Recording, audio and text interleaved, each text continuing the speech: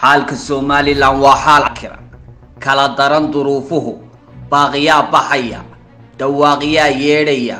warka dhiilada xambaarsan ee dayaca adeegliidu keentay ayaa soo taraya cadaaladda cadceertay ayaa dheer weheshiga xabsiyada camiran waa mid ku lamaan xurriyad xoorin iyo caburin baa wehelisa waxaasi oo isbiirsaday waxa haatan ku biiray cudurka coronavirus oo loo garan og yahay COVID-19 iyo hoggaan xumidii madaxweyne Biixi ee bulshada ku habsatay 2017 taasoo iyana loo garan og yahay Muuse 17 COVID tirada wehelisa waa xilligu dunida yimi oo ah 2019 halka Biixi tirada dheer ee 17 kuna ay tahay xilligii uu qabar dhacay sidiisii talada fuulay ee 2017 haddaba duruufaha iyo waayaha cakiran ee hore bulshadu wehelka ugu ahay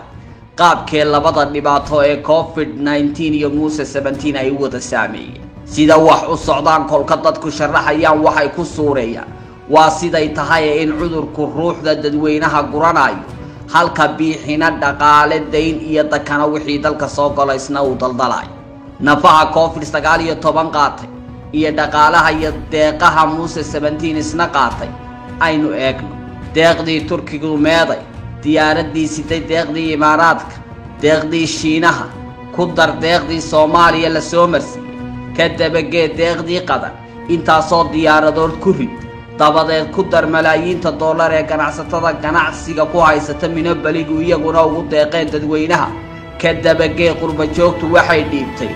ku dar iyana dhaqaalihii laga saaray khasnada dawladda ee 3 milyan ahaa intaasi 9 milyan ayay ku dhowdahay COVID-19 isagana dhugo sidoo xaal yahay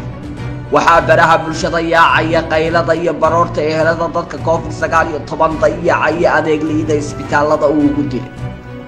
Muusena ku daawaday burco meydku tarab Hargeysa inta la magac garanayo intaan la aqoon baa ka badan boorama ciirciiraysa berbera xabaaluhu lamid ceeri gaaba iyo laascaanood iyagana weli weey miyiga warba looma hayo kala daran labada dhibaato ee shacabka Soomaaliland hay dhanka COVID-19 iyo xabaalaha waa la yaqiinsan yahay inaanay buuxsamin hase yeeshee su'aashu waxay dul taallaa sanduuqa dhanka Biixina isana ma la midba